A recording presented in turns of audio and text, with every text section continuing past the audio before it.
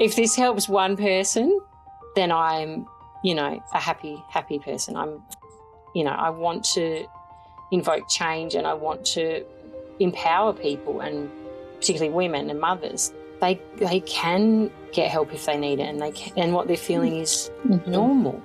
You're not a bad person for having certain thoughts. It's normal, I want that to come across. And the fact that, mental health issues can affect anybody. Like, it doesn't matter who you are in life, where you're born or your upbringing or your parents or anything, social status or monetary status. If your brain is wired that way, that will happen to you. And there's no shame in that. That's the biggest thing, I think, like this shame thing that we're also afraid of saying we need help. Help Me See is a podcast that redefines the word vision. Through vulnerable and real conversations, my own private introspective ramblings about the things that I think about in the wee hours of the morning, and my deep core belief that your nothingness is your everything, and all you have to do is see. I'm Bianca Mora. I'm your host. I am an educator, a photographic artist, and I believe that your daily photo habit can be the key to unlocking the ability to be more present in your everyday life and live deeper into your intention and purpose. We're not about the small talk here. Grab your coffee, get cozy, and let's talk. Hello, and welcome to another episode of Help Me See. Today on the show, we have an amazing guest. Her name is Alison Newman. She is the host and creator of the Art of Being a Mom podcast, and she's a singer and songwriter, a mom of two, and enjoys honest conversations with artists and creators about the joys and issues they've encountered while trying to be a mom and continue to create. Themes like mental juggle, changes in identity, and how their work is influenced by motherhood, mom guilt, cultural norms, and the patriarchy, feminism, and the value that society gives the artistic mother. In our conversation, we touch on the mental health struggle of postpartum depression. That's something Alison and I share in common. We've both experienced that. So just a heads up there. But really, what I want to pull to the forefront of this conversation is this idea of taking action before we think that we figured out our best laid plans. I think that there's a lot of times where we say, I will be happy when this, or I will start working on that once this part of my life feels more settled, and XYZ. And all of that is full of logic and, good sense. And then it is also crippling and paralyzing, right? Because when is there ever a good time in life to get uncomfortable and start something new? An example that comes to mind is, I remember last year or the year before, no, I think it was last year, I had this idea in my mind of wanting to do a new style of photo session. And for months, I had thought about how I wanted it to go and what I thought it would be like. And when I finally went to a couple, a friend of the family, and I wanted them to be the pilot of this brand new session type that I was creating. I went there and I did it, and it felt off. It just didn't feel like the way I thought it would. Granted, I don't know that one try is, seeing it through as much, but it just had a very knowing piece inside of me that was like, yep, no, this is a little bit off from what I thought it would be. Now, I spent months glorifying this idea. I spent months thinking, this is going to be amazing. And there's nothing wrong with being wrong, but think how fast I could have gone on to the next thing if I would have taken action sooner. Right. Right. So there's that part of the conversation. And there's also the part of the conversation where it's about worthiness too. It's about wanting to be able to show up in your utmost, form, in your best self skin.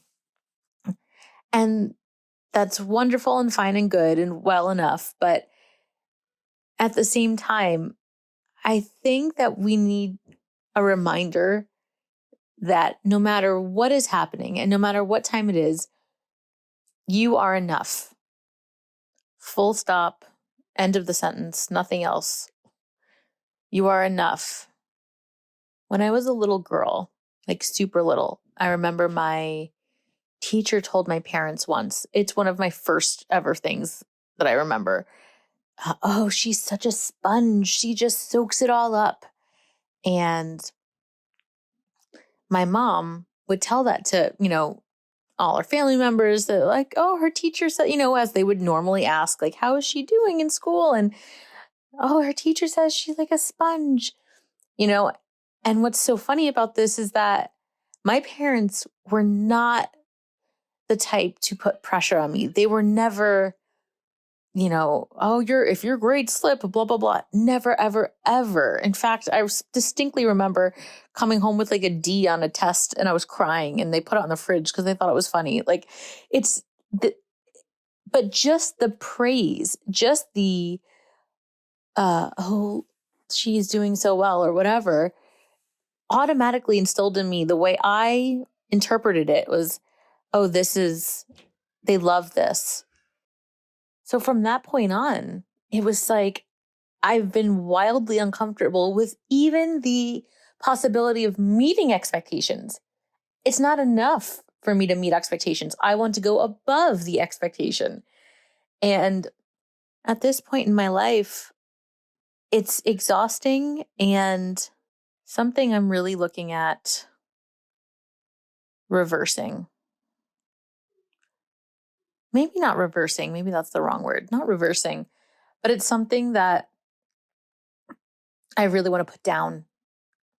And the last thing I'll say about it before we get into the show is that, what's so strange is that I'm, 30 something years old now, and I never realized this about myself until very recently.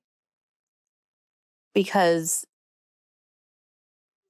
my circumstances and the container in which I grew up wasn't like a big red flag. I didn't, have a super hard childhood. I didn't this, I didn't that. It all is so nuanced that it is hard to recognize.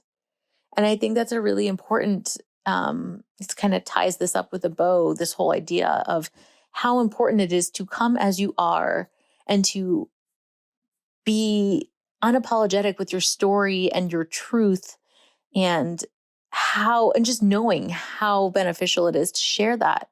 Because even if you don't feel like your story or your work or whatever is this extreme or exciting or, show-stopping, whatever, there is so much healing and comfort in the mundane and in the middle ground. There's so much that so many people can connect to and say, oh, wait, hey, that's actually me. I didn't have this crazy thing happen to me. And I'm not this, world champion or whatever, what have you. But I can find some of myself in your story. And it's so helpful. Like the reason I was even able to recognize this part of myself that I really want to heal now is because I was listening to a podcast where someone, I don't even remember, she had just referenced like off the cuff. It wasn't even part of the point of the conversation, but she had just referred to something and called it a codependency. And I was like, oh, wait, what? Codependency can look like that too? Wait a fucking minute. Anyway, so that's my spiel.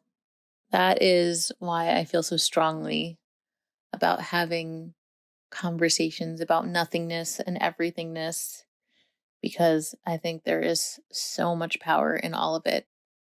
If you enjoy this podcast and you want to learn more about Alison, head over to the show notes. I'm going to put her links there. And if you ever in general just have a comment about the show, or you loved it and you want to leave a review, it would be greatly appreciated. I think that helps more people find the podcast. I don't know, something with the algorithm. And you can do that on the bottom of Apple Podcasts. And then also, if you do enjoy this conversation, make sure you hit subscribe so it doesn't get lost in the ether and you can see when new episodes come out. You never know what you're going to get with this podcast. All right. Now let's get on with the show. Hello, and welcome to another episode of Help Me See. Today is a special day. We have Alison Newman on the podcast.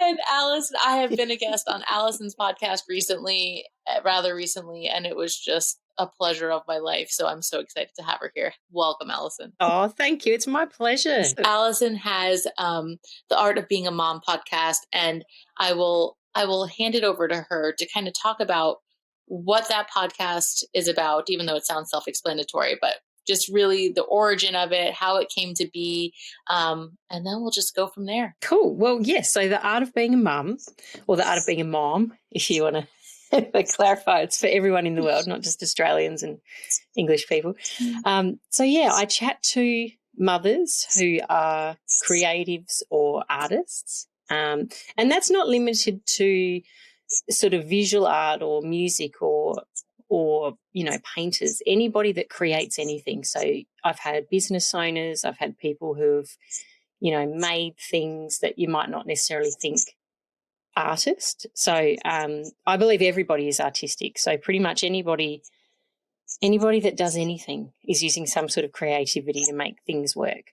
I had this idea that during the lockdown, we had a few lockdowns over here, but during one of them in particular, my husband was working from home, my children were at home, and I was finding my space really squeezed. My creativity was like literally the space that I had to work in was getting smaller and smaller because all these other people were in my house.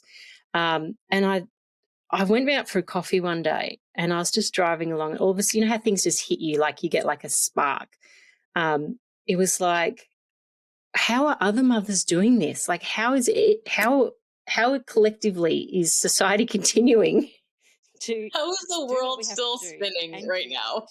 And mother and keep the house clean, like all these things. It was literally I just went, how is this happening? So I started asking people. And then as I was asking them, I thought, you know what? If I'm interested in this, maybe other people are interested in this. So I thought, right, I'm going to record it. I've got all this recording gear because I write music and record. So I've got all the stuff. It's like it's sitting here. I may as well be using it. So I started reaching out to mums who were in the music industry because I thought, look, ease myself in gently. I've never done anything like this before. Let's talk to some people I know and in areas that I'm familiar in conversing in. And then from there, it just basically just was word of mouth, like, through the socials, mostly Instagram is my main platform. And I just hunt people down by hashtags, basically, like creative mum, artistic mum, all this sort of stuff, mum guilt, identity, all this sort of stuff. And I just message people and say, hey, I'm doing this podcast. Do you want to come on? And pretty much everyone would say yes. The only people that have said no are people who perhaps question themselves in their creative ability. So I had some people say, oh, I'm not creative.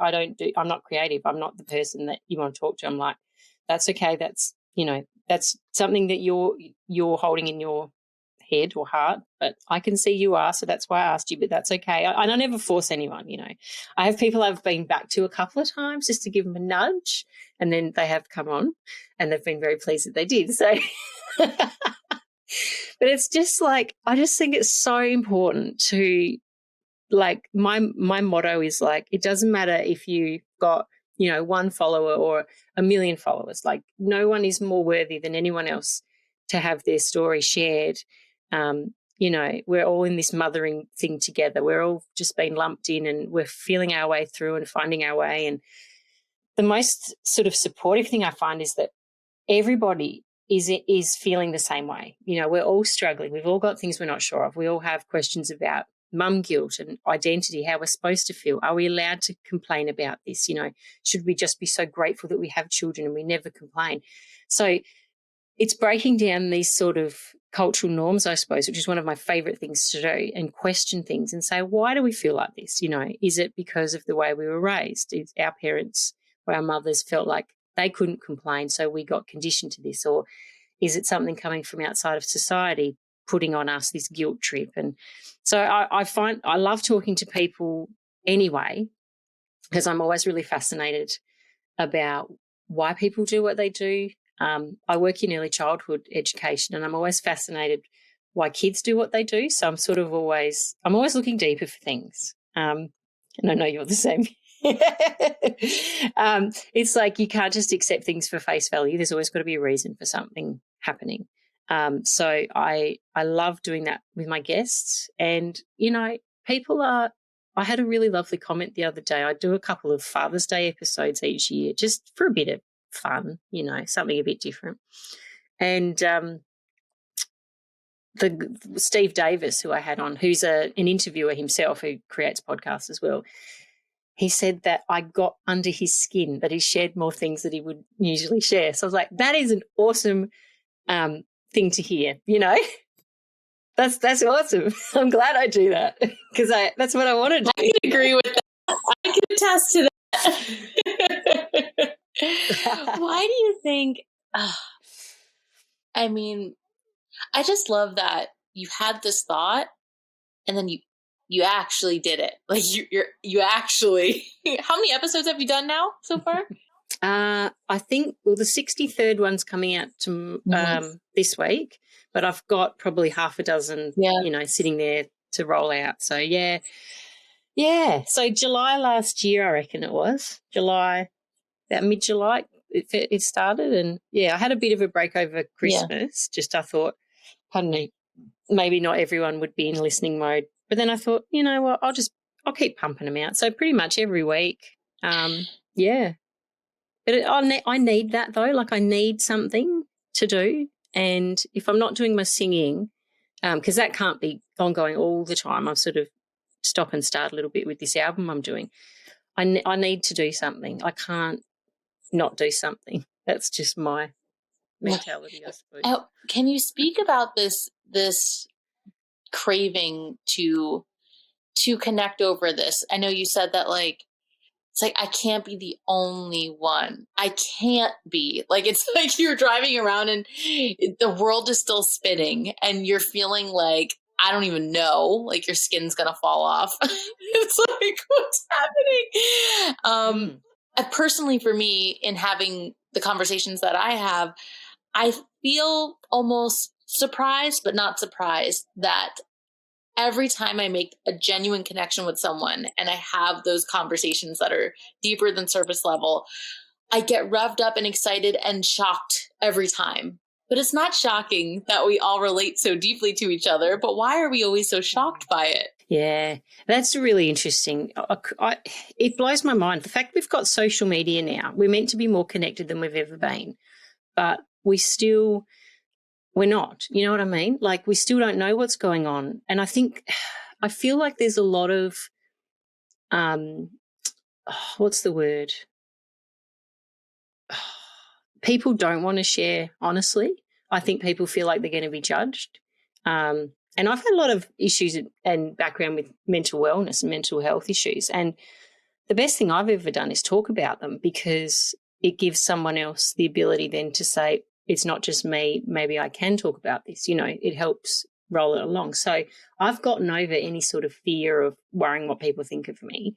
And that came through with my singing too. Like for many years I used to sing in groups and as a soloist we'd perform and be judged and critiqued. So I've spent my life being judged and people telling me what they think of me and I just don't care. Like I just think it's more of a reflection on the person that's giving that feedback or giving that response than what it is about me. So I just want people to share their stuff and not be afraid.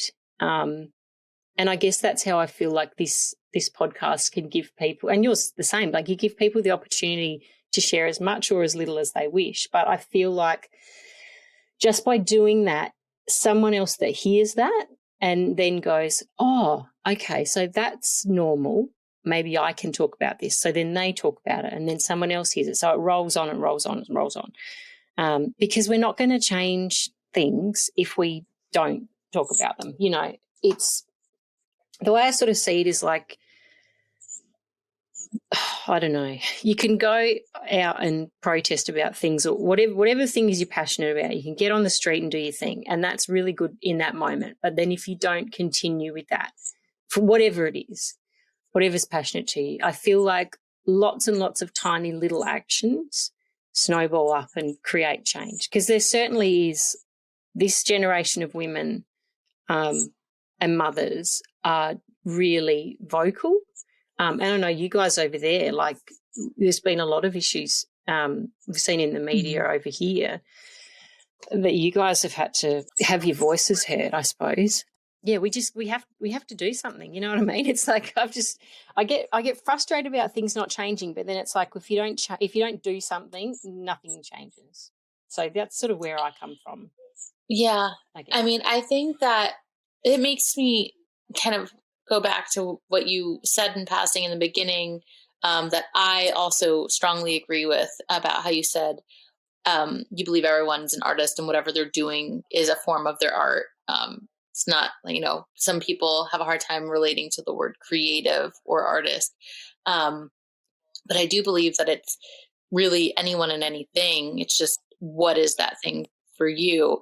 And I think this idea of giving voice and encouraging the sharing of it is tied really strongly with this idea, at least for me, that it doesn't have to be someone that has, you know, is at the top of their Mount Everest and knows what they're doing. Like, I find so much power and value, and honestly, more so in the things that aren't all fleshed out yet.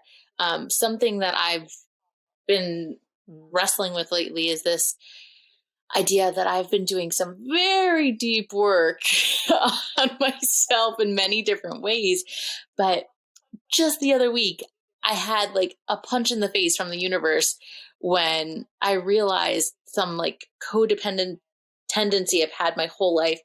And I've never resonated with that word ever. And I realized it's because the only conversations I've had about that were on the more like severe, very blatant, obvious type of behavioral things and whatever. And I just like always let it glaze past me.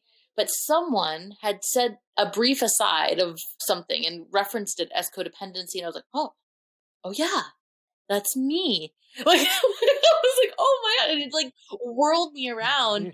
And then I've just ever since have just been really just falling into this thought about how important it is for people and me and whoever to not just sit and wait until they feel like they have something good enough to say, you know, like something polished enough or something that feels like, oh, I have all of the background story perfectly articulated. Like, I think that there's so much value in getting out and just talking about what lights you up and what pisses you off and what, you know, whatever it is, because it breathes this power into other people. So it's not just the people that are winning Grammys or whatever that you hear talking. It's people that feel a little bit more in your reach. Yeah, I think that's true. People that they're relatable and they're in your space. Like when you said there about waiting till you're ready, I had a lady that was going to be on my podcast and she wanted to wait a little bit longer. I can't remember the reasoning, but the sense that I got was that I don't know, but I said to her, look, you do it when you're ready. That's okay. But I feel like the whole idea of this is to do it right now, you know, because motherhood's, wherever you are in motherhood, you're going to have all these different stages that are going to change and going to be challenging in their own way. And it's like you in the trenches now with a newborn, if you're capable of sharing now, that is going to help someone, right? So there's nothing bad about that, if you know what I mean. Like, you don't have to wait till your baby sleeps through the night, or you don't have to wait till they're potty trained, or you know what I mean? There doesn't have to be this end goal before it's time for you to share what you want to share.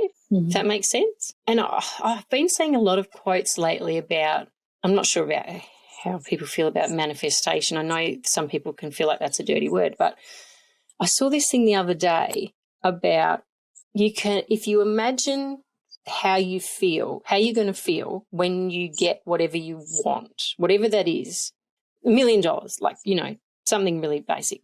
How are you going to feel? And the energy that you put out and the vibes that you have when you feel that good, if you can imagine that, you're halfway there to getting what you want, because it's not the thing that you want. It's not the actual physical thing that will make you better. It's feeling that way that will make you feel better. Does that make sense? I feel like I've just rambled, you know, like, and that's why I think when you feel good, you keep feeling good, because you've got that feeling of, I feel really good, and you'll do whatever you need to, subconsciously perhaps too, to keep that feeling. So it's like you just vibe off yourself. I don't know where that was coming from, but that point of doing things before you're ready. Don't wait till something awesome happens to feel good. Just feel good. That's really simplistic, but it's you know really what I mean? hilarious that you say that, because I'm in this wonderful coaching program, and I was doing one of my reflections, and I was like, I think that I've realized that I have a hard time tolerating feeling good. I just think about the things that, when something good comes, I've recognized how quickly I'm like, great, but this is going to happen. Great, but now this. It's like I cannot sit in the good. And then on the tail end of that, I was just thinking about how under pressure I felt recently just in life. And then I zoom out and I think, wow, this is pretty much the life I've always wanted. Like, I don't have a full-time corporate job. I'm doing the work that I care about so much. But so I have all of this except for this part. So now I can't feel free and at peace and calm until this part happens. But then once that happens, surely there's going to be something else, you know? So when are we going to stop giving ourselves reasons why we can't feel good yet? Yeah. It's like when people say, oh, when I lose such and such kilos, I'll be happy then, or, you know, you're always putting your faith in something else. But yeah, I don't know. It's interesting, this sort of external validation that humans need to feel good. It's like we can't feel good unless someone else allows us to feel good or tells us we can feel good. I was thinking this the other day, you know, it's interesting. I discovered this thing many years ago to try and get a child to understand their place in the world, or we call them windows, learning windows, where they sit within a group or in a social setting. If someone hurts someone else's feelings, you'd say, oh, can you see that you've made them sad? And I've started thinking about not using that lately, because it's up to that child if they feel sad or not. You know what I mean? It's not up to whatever behaviour was put on them. They might not actually feel sad.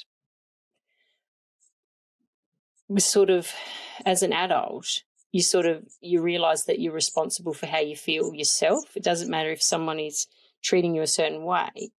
You don't actually have to take on that emotion or whatever they're putting at you. Sorry, I'm not articulating. I'm tracking with you completely. Hopefully everyone's still with me. You know what I mean? It's like no one else is responsible for how you feel but you. And I feel like from a really early age, we're taught that your response is determined by someone else. Yeah. I find myself tripping over my words when I'm trying to navigate a situation with my son, who's 4 now. And I feel like everything I go to say, everything that I've heard a million times before to me and around me. I'm like, I don't want to say that, but I don't even know. I don't even know what to say. Like, I don't like, there's so many things. Like, he hurt his brother and it's like, say you're sorry, but wait, are you sorry? But you didn't mean, I don't know. Like, I'm very aware that this stuff is like stemmed from, I just saw someone had posted on Instagram. It was like a role playing of like a mom and her daughter. And it's like the dreaded, be a good girl. We have company, smile, give so-and-so a hug, like just all of these things, no tears. And it's just, I feel like there's so much beautiful awareness of cycles, that we're aware of cycles that we don't want to continue on. But I'm also a little bit stumped about what to do better that still feels productive. Oftentimes I find myself wanting to just be silent, like not silent, but like sit with my kid and see what he has to say. Like, I less and less want to be the one that's saying something. And I don't know if that's because I'm stumped. I don't know if that's an intuitive thing. I don't even know yet. Yeah.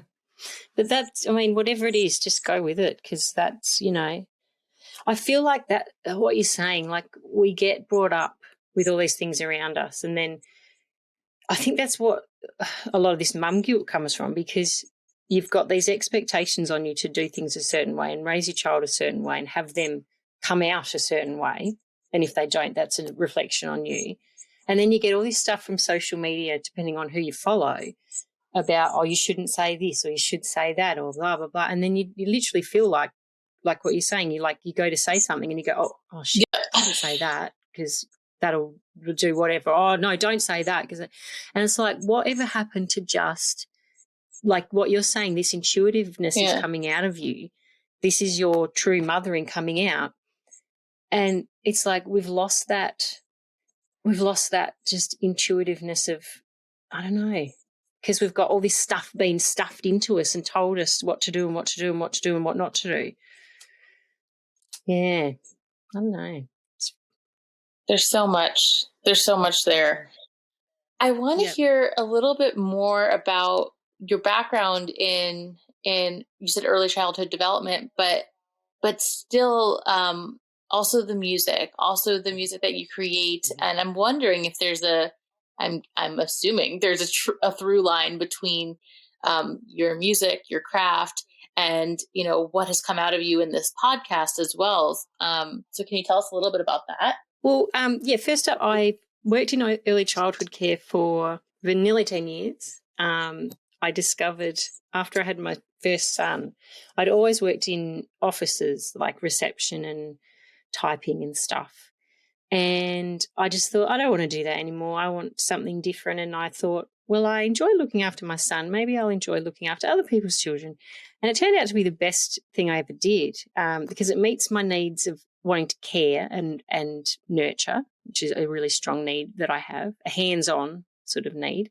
And that also what I briefly talked about earlier about analysing and psychology and stuff. Like, I have a really deep need to know why things happen and why people do what they do and question things. So it meets those needs. And I worked in a daycare setting for 9 years, and I've recently started working in a kindergarten, like a preschool. I don't know what you guys call it over there, but so I'm there now working with preschool age children, and it's just so amazing, and I just love it. And I swear I was put on this earth to do it, but I had to do all these other things to get to this point, which is also a little frustrating. But I don't think, honestly, I could have done it any earlier in my life. I had to be a mother of at least one and have a bit more time under my belt, I think, before I did it. But, so my singing, I started singing when I was 5. My first gig, I put that in inverted quotes, I sang it at my primary school's Christmas concert, and I have like distinct memories of the teacher holding the microphone for me, and she wasn't holding it in the right spot. So I remember moving her hand closer. So that's a bit of background into my level of need to control things, which has gotten better over the years. But that's, if you're going to do it properly, I feel like that's my dad coming out. But yeah, I've sang in choirs, I've sang in vocal groups, I've sang in small ensembles, I've sang in rock bands, solo stuff at weddings, at venues around town. And my sister and I have done a lot of stuff together. She's a very similar voice. I'm slightly lower and she's slightly lower and I'm slightly higher, and we blend really, really well. She usually sings the tune, I sing a harmony. Pardon me. We've got a pretty good thing going on. So we still sing at weddings and things like that. So, and I write and record music. Pardon me. I'll show you. This was my first album that came out in 2019. That's my horsey. I got someone to draw for me. So it's called Heart Songs. And so every song, they're not love songs necessarily. Some of them are love songs, but it's about experiences that I've had. So at that point, I was writing very strongly from things that I'd seen or done. And it's I won't say it's folk, but it's borderline. There's a lot of guitar. There's a couple of real upbeat, nice sort of songs. There's a lot of ballads, some piano stuff. So that was 2019. And then I've started harking back to my experience with postnatal depression that I had after both my children, but more so after my second one. I'm working on an album at the moment called Wolf, like the big bad wolf. And it's going to be about 6 or 7 tracks, all about my experience. So it runs chronologically from when it was first coming on. So the first song's called Things Are About to Get Dark. So it's like, look out, it's coming back again. It's going to get you. Sorry, I talk about this so lightly now, but it's not a funny subject at all. And then it sort of runs chronologically till I get well and get better and things are, I won't say back to normal, because I don't think you're ever back to normal after an experience like that, but in a tolerable, manageable, living your life every day sort of way. So, yeah, I'm working on that with my producers are in Spain and Argentina. So I sit here in my little studio at home, record my vocals and send them off to them, and they mash it all together, the magic of the internet, and then send me back a song. And it's such a great experience because I live 500 k's between 2 major cities, and it's not accessible for me to travel. I've got 2 kids, to upend my life for weeks at a time to go record in studios, because we really don't have that sort of stuff down here. So it's really great, and I really wish this, and I shouldn't say this, I'm saying it again, but if the internet had come around earlier, I feel like I could have done so much more with my music. But it's like I'm 44 and it's, You're doing it. You're doing it. But you know what I mean? It's like I felt so held back for so long. Oh, the tyranny of distance. And I never wanted to leave home. Like, I've lived in this town my whole life. My parents are here. My sister's here with her family. I think why it's almost like a defiance. Like, why should I have to move to do this? I can make this work. You know what I mean? Yeah, I know what you mean. It's bloody mindedness. I'm going to do it here. But yeah, it's just fun. It's satisfying. I love it.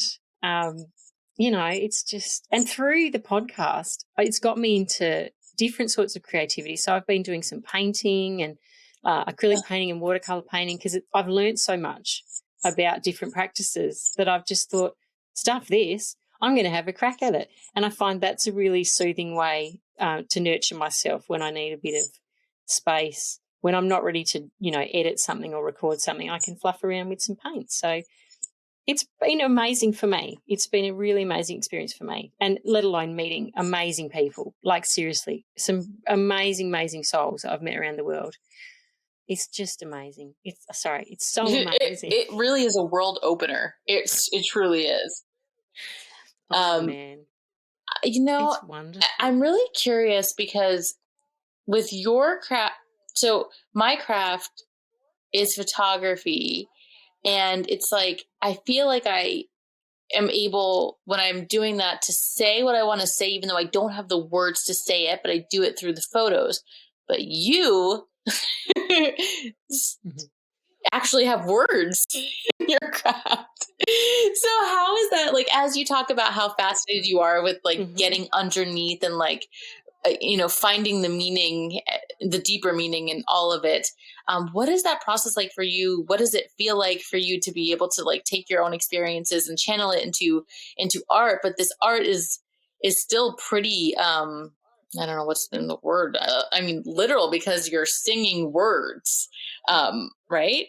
So how does that storytelling go in your song? Look, it's interesting. These tracks are very literal. Like you've sort of under no illusions what's happening in these tracks, right? The lyrics are quite explicit, I guess, in that way.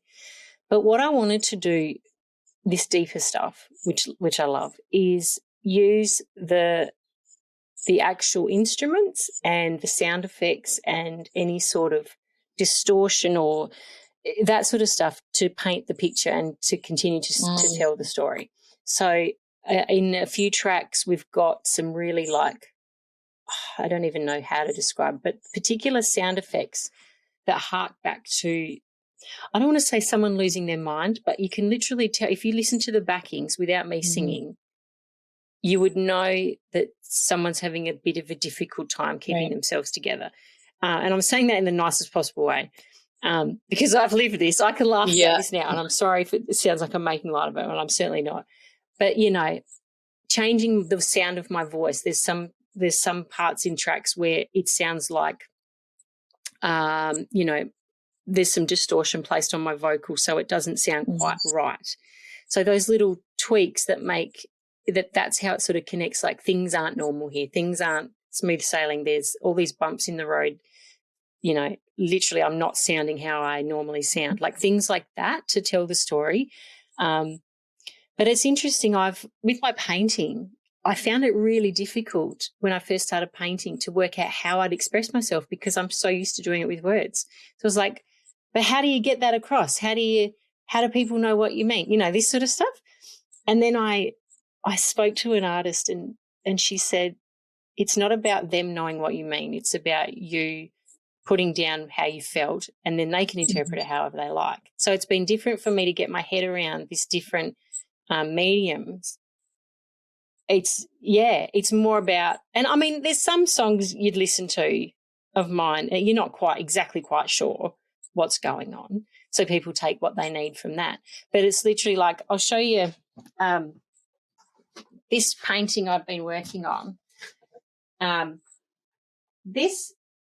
So what I did this was the day that I got really annoyed with my husband because I started a new job and I needed help getting the kids to school on a particular day because my work started at 8:30 and so did their school. And so we had this massive conversation about, he was basically saying, well, my job's more important because I earn more and it always will be. So I can't, be 10 minutes late for my work.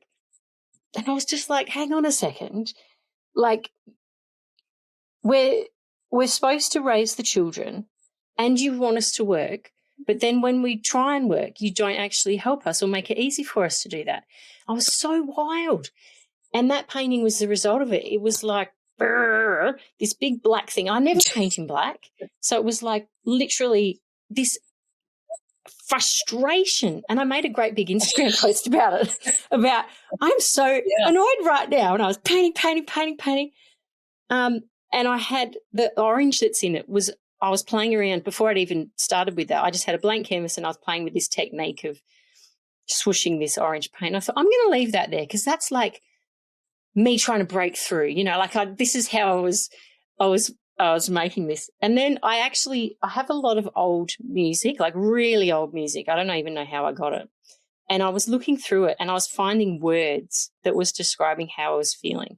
And there was a song, I don't even know I can find it, but a particular song about who's taking you home tonight, or it was from the men's point of view of like they would sort out the women, the girls would be looked after by the men. It was like, this is bullshit. We could sort our own way to go home. Like, I was really going at it. So I tore them up and I stuck it on. You can't see them now, which is fine. It's in there, you know, and I went back to it over and over, and I might still go back to it if I'm really, riled up one day. I went back to it the day Tommy Lee did his dick pic because that really annoyed me.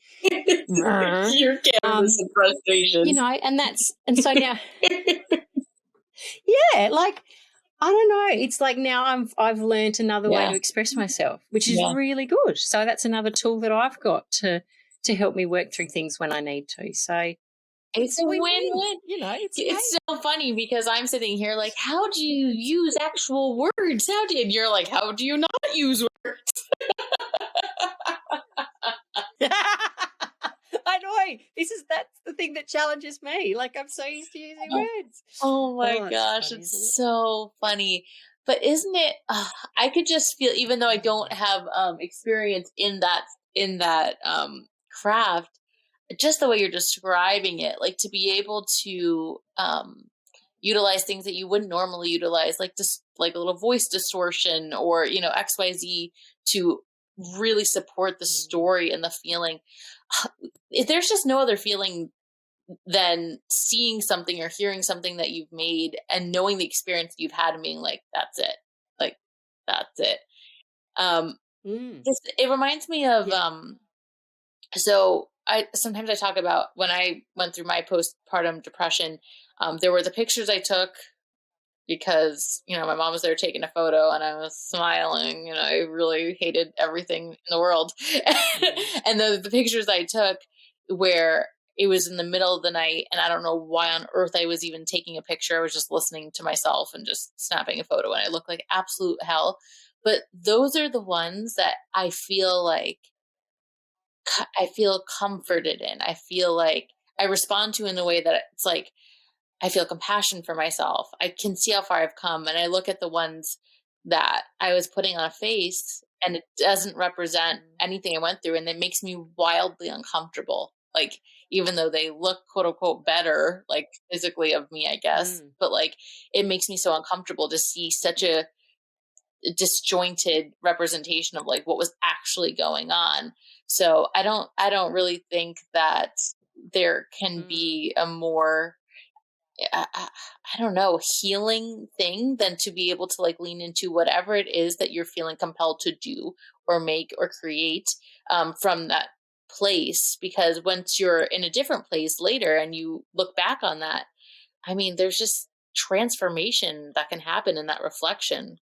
Yeah, and I find like the topic I'm singing about is very heavy, and I think this is why it's taken nearly two years just to get 4 songs done, because I get very reluctant to actually sing them because they were written at a time when I wasn't that great, and so then to have to go back into that headspace and relive that to project what I want to come out is really hard to do.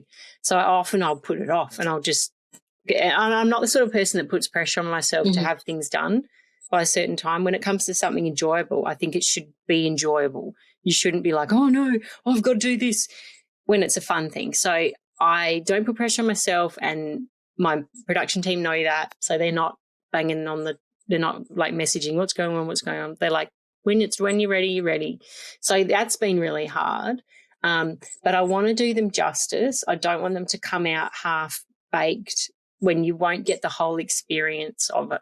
You know what I mean? The delivery of my vocal needs to be very, very authentic to get my message. So what does that look like for you? Like, is that like do you set your scene? Like, what does that look like for you? Like when that does happen, like those few songs that you're like, okay, now is the time. What is it that compels you to do it? Yeah. Well, usually I'm feeling down. If I'm feeling crap, if I'm having like, on the waves, I'm on a downward bit, that's always a good start. And then often I will listen to the other tracks that I've finished to make me get back in that space. And it's not nice. I don't like doing it. But I'm very compelled to finish this. I want to get it out there because it's so, look, same with the podcast, like it opens an opportunity for conversation and for potential healing for other people. And I feel like it will be one of the moments where when this is done, it will be a weight lifted off me. It will, and it has helped me work through things over the years. But yeah, it's you just got to get into it. You just got to get yourself down there, which isn't fun, and then make sure you got something else at the other end to help you get back up again. So yeah, doing it during the day is good, because then it's light when I'm finished. That's important. Pardon me, not to do it at night. Yeah, and then just to waltz back out into life and get on with it. Yeah. I don't know. Yeah. It's good fun. It's, I think that this idea of, I just feel like the most important things have this bittersweet quality to them to begin with. And I love how you have, like, I don't know, a structure may not be the right word, but like, you know, the things that have to be in place or that you want in place. Like, I'm not going to force myself into this, but when I'm feeling it, I will lean in, and that will be the thing. It should be light out. But it's like you're doing the things to like keep yourself safe, but also honor the work that you are doing, and your very specific, authentic vision for it. And it's beautiful. Yeah, no, that's a good way of describing it. I am keeping myself safe, but I am making sure that it does come out the way I want it to come out. Yeah, because it will lose its impact if it doesn't. If it's not authentic, I'll feel like it's a wasted opportunity. And even when one of the songs, I can't even remember what song it was now, Pieces of My Pain, that I put it into a song competition last year, and I went to Adelaide and performed it, and it won the state final. And even performing that, you know, you sort of go into like almost like an acting phase, like where you've got to deliver this song and deliver this message. It's a really upbeat but very dark song. So even that just took a lot out of me. It was like, I need a drink. Like, this was just it was really. Is there a video of this? I want to see it. So many people oh, look, there's a really, really poor quality video that my husband took, because he's not very switched on with things sometimes. But, you know, it's like you just do what you got to do. I don't know. And then that was finished, and I had the opportunity then to sing it in the national final in Sydney, but COVID went crazy. And so I got in touch. I basically hired someone to sing it for me, someone who lived in Sydney already, and performed it. So it got to be sang at the final, which I was pleased about. But, you know, it's hard. I don't know, because these things, these experiences, and you'd be the same with your photography, like these experiences are so personal and they're a piece of you. And it's hard sometimes letting it out for other people to see, but I feel like it's really important to do that I feel compelled to put aside any sort of, I don't know, preciousness of myself and go, look, this is for the greater good. You know what I mean? Like, if this helps one person, then I'm, you know, a happy person. I'm, you know, I want to invoke change, and I want to empower people, and particularly women and mothers, that, you know, they can get help if they need it, and and what they're feeling is normal. You know, you're not a bad person for having certain thoughts. It's normal. You know, I want that to come across. And the fact that, you know, mental health issues can affect anybody. Like, it doesn't matter who you are in life, or where you're born, or your upbringing, or your parents, or anything, you know, social status, or, you know, monetary status. If your brain is wired that way, that will happen to you. And there's no shame in that. That's the biggest thing, I think, like this shame thing that we're also afraid of saying we need help. You know, we should be capable of sorting stuff out. We shouldn't have to ask for help, you know. And even in a conversation, the podcast actually that's coming out on Friday with Fleur Harris, we were talking about the fact that I think we've lost the ability as mothers to ask for help, just to say, can you look after my child? Because it's like, well, he's your child. You should make sure that you're not gone so you can look after, you know, this judgment thing is so strong that sort of quietens us and makes us not want to speak up. So it's just I remember going back to my work after my maternity leave, and it's like this feeling of like must perform as if nothing ever happened, as if a human didn't come out of my body and I wasn't just feeding him from my body before I left. And like it's absolutely insane. Yeah. It's insane. Yeah, I would get it.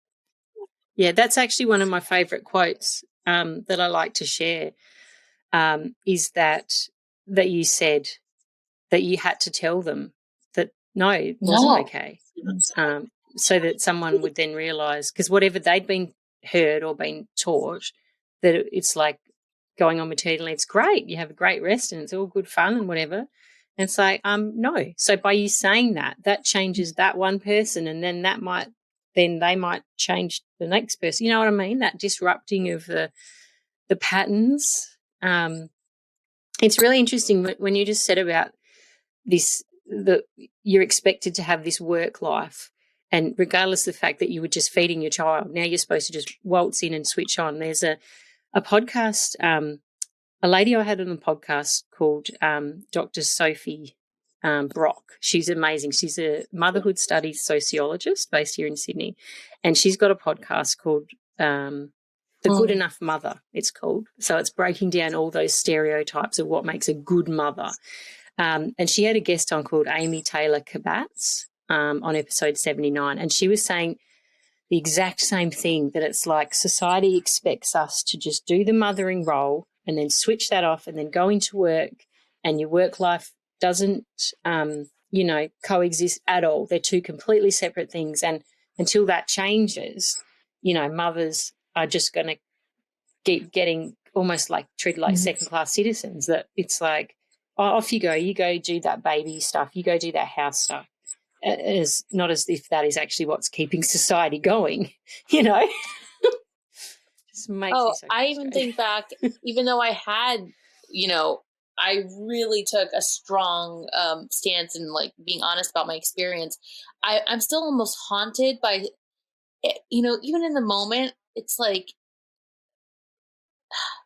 those things where you look back and you're like in the shower and you're like, well, what I should have fucking said was, blah, blah, blah, blah.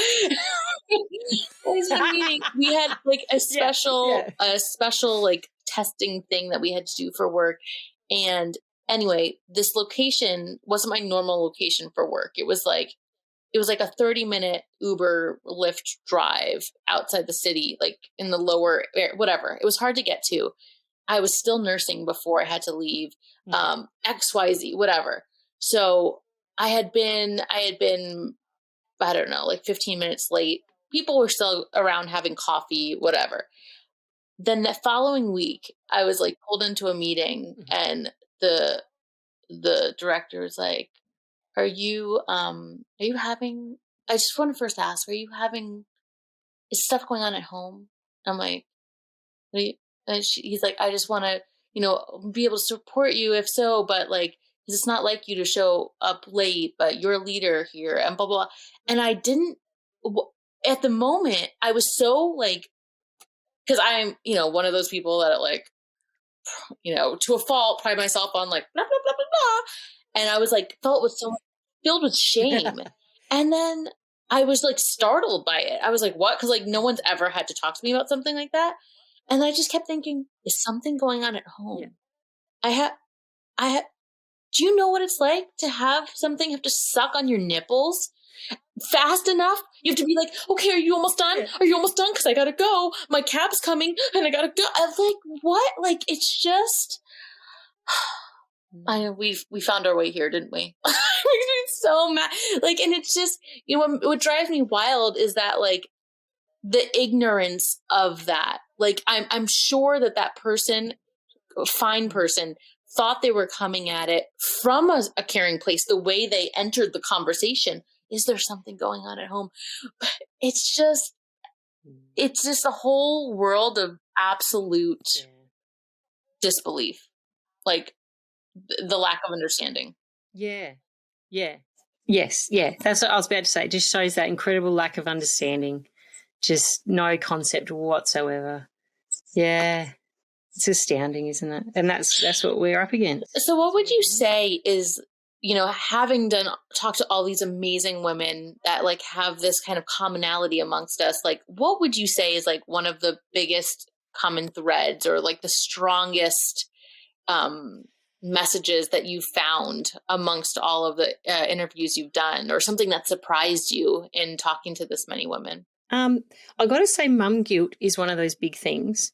And surprised me was the other day when I spoke to this Fleur Harris, whose episode's coming out on Friday.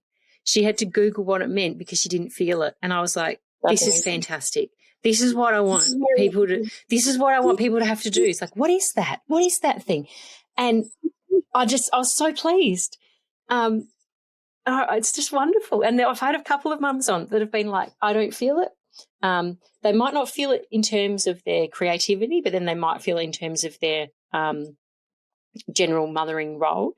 But yeah, mum guilt's one of those horrible things because, like I was saying earlier, I feel like we're conditioned to it by expectation. And the interesting thing with Fleur is that she never read any parenting books. Mm-hmm.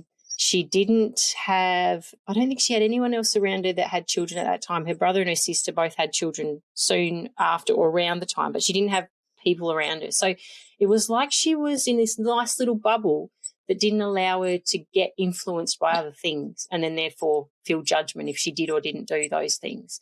So I feel like that's the key to this mum guilt, is getting rid of these expectations of how we're supposed to do things. Like we were saying before about what you're supposed to say to your child if something happens, or, these, whoever made these things, we've got to ditch it. We've got to change the story of that, get back to nurturing from what feels good for you. I know social media is great, allows us to connect, but it does bring up that opportunity for so much judgment. So I feel like we've all just got to, take things with a grain of salt and remember that Instagram and things on social media aren't necessarily real life. I know that a lot of people are sharing more things in real life now, the honest stuff, which is awesome. But yeah, I don't know. Yeah, and identity shift is another big one that is a repetitive sort of topic that I do love to talk about, how you saw yourself. I've always been this particular person, but just because you have a child, why does that change you, or how does that change you, or does it change you, or do you have to work really hard to not let it change you, or did you love that it changed you? Everyone's so different, and particularly creatives, if you are a person who's created your whole life, you'll find a way to create. Mm-hmm. You will make it work. And that's the thing I love hearing from people, that those practicalities as well. How do you physically do it? That's something that people like to share. And I think people like to hear that too, is like, oh, that's a good idea. I hadn't thought of it that way. I had a big shift in the way that I saw my creativity. I can't remember whose episode it was, but someone said one little thing and I went, oh, okay, I can look at it that way. Just these little tiny shifts that can help us along the way. So I just think it's great. The more sharing we do, the more we talk about things, breaking down the stigma attached to guilt, because you are allowed to, this ambivalence of motherhood, we're allowed to be really fed up with our child's behaviour and want them to sit up and eat their tea and love them at the same time. There's all these things that make it so conflicting and confusing. And that's also what I think society wants, a yes or a no. Society wants a black or a white. It wants an answer. It doesn't want these grey areas. And businesses, if you're working for someone, they don't want you to say, oh, I might come in tomorrow or I might not. Just the way the world works. It wants certainty, and motherhood doesn't offer that. So I think that's where things get thrown up a bit and things can get challenged. Well, it's so funny because certainty is also, it's such an illusion. Like, it's goes back to the desire to control. It's just because you want safety, but it's like there's risks in every single thing. It's just the ones that you're that are more normalized, or the ones that you're numb to, like, getting in your car every day, going to work, or blah, blah, blah, whatever it is. It's just the ones that the Exactly. most amount of Exactly people right. decided, well, that's a normal thing to do. And this idea of like sharing and sharing and sharing, Yeah. it just goes back to representation. It's like, you know, I love seeing the support for the bottle feeding and also the breastfeeding. Too much of when you see too much of one thing, then the other, you know, there's like a negative impact on the other. Mm-hmm. And I think it's just this more Yep. more representation out there so that more people can find, you know, glimmers of themselves out into the world and feel like they're less on an island. Yes, absolutely. That's it, isn't it? It's like, yeah, you'll find where, yeah, it is that. It's representation. It literally is. There's just no end to this conversation. So I don't even know how to end it because there is no end. This is the theme of this conversation. More of these need to happen. We just need to have more conversations that don't feel like they have to be polished, that don't feel like they're about something that's specifically launching or coming out. No, it's a conversation for conversation's sake. Yeah.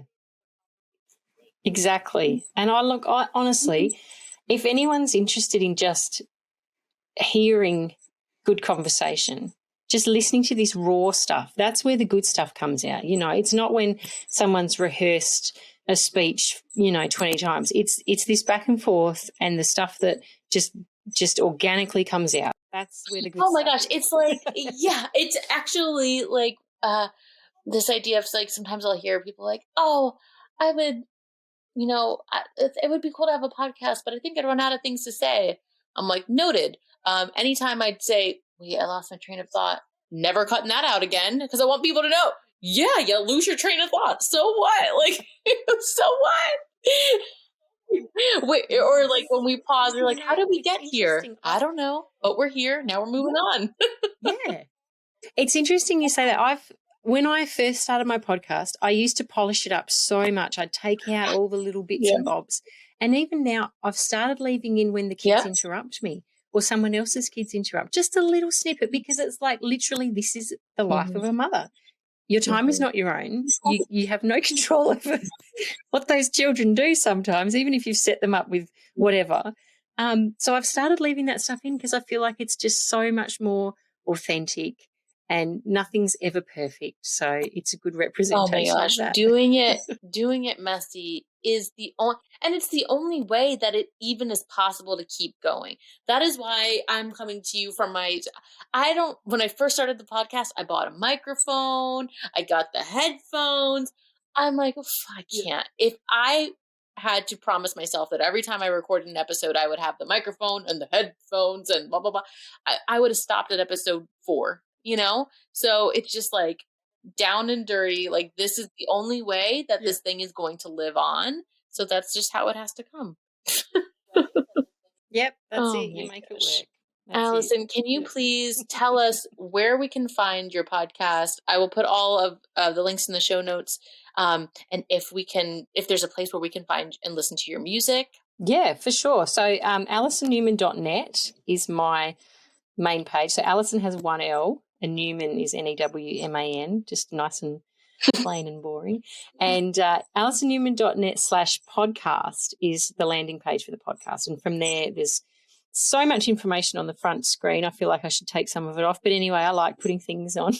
And you can find, the links to browse all the episodes, or you can search by the person you're looking for or whatever. And I've also got some like anyone's episode, like with What You Do, Bianca, it's the show notes, all the whatever we chat about's in there. So if you hear something and you go, oh, what's that about?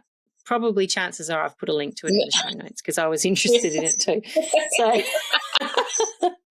So yeah, and then you can find the links to the Instagram for my singing and for my podcast. So yeah, just have a bit of a fluff around. I love my my webpage. Like I do it on Wix, and I love fiddling around and putting all the links and all the photos.